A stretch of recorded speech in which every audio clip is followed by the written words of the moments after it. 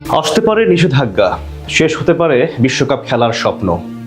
সদ্য শেষ হওয়া আসরের নানাবিধ ঘটনায় সাজা হতে পারে অন্তত 6 আর্জেন্টাইন তারকার।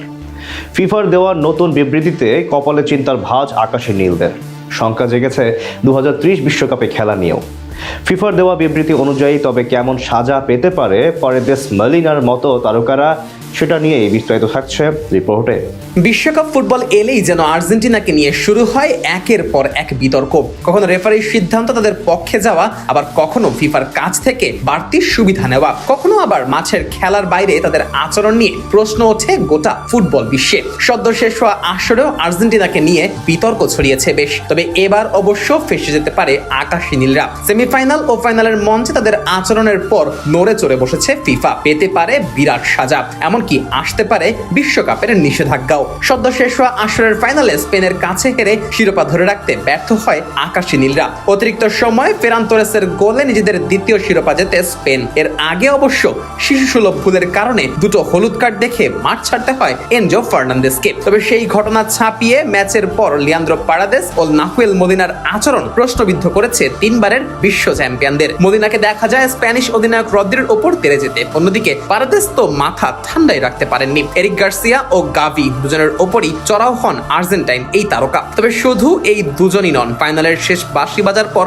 মেজাজ হারিয়েছেন বেশ কিছু তারকা ফুটবলারও। স্পেনের খেলোয়াড়দের সাথে অহেতুক তর্কে জড়ান অনেকেই। আর্জেন্টিনার সহকারী কোচ রবার্তো আয়ালাও তেড়ে যান স্প্যানিশ তারকা দানি ওলমোর দিকে। যদিও এর দিন কয়েক পরে আয়ালা এমন ঘটনার জন্য প্রকাশ্যে ক্ষমা প্রার্থনাও করেছেন। তবে ওলমো আয়ালার সেই ক্ষমা গ্রহণ করেননি, উল্টো তার উপর মিথ্যা বলার অভিযোগ এনেছেন।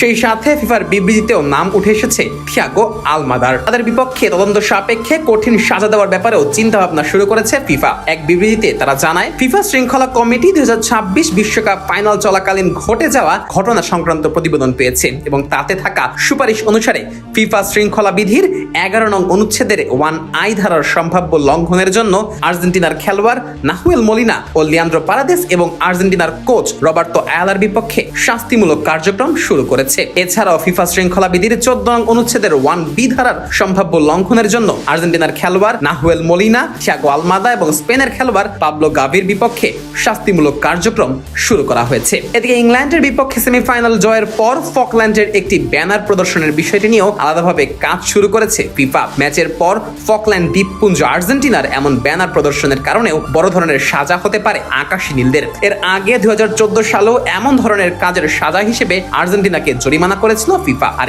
এবার আবারও প্রায় এক যুগ পর সেই একই ঘটনার জন্ম দেওয়ায় ফেঁসে যেতে পারে ক্রিশ্চিয়ানো রোমেরো, লিসান্দ্রো মার্টিনেজ ও জিওভানি লো সেলসোর মতো তারকারা। আর এমনটাই যদি হয় তবে পরবর্তী বিশ্বকাপের ম্যাচে মাঠে নামা নিয়ে নিষেধাজ্ঞা পেতে পারে আর্জেন্টিনার এসব খেলোয়াড়েরা। যদিও এ ব্যাপারে অফিসিয়াল কোনো বিবৃতি এখন পর্যন্ত দেওয়া হয়নি আকাশী নীলদের। তবে সাড়া দেওয়া হলে তার প্রভাবটা যে পড়বে 2030 বিশ্বকাপে, এটা এক প্রকার নিশ্চিতই বলা যায়।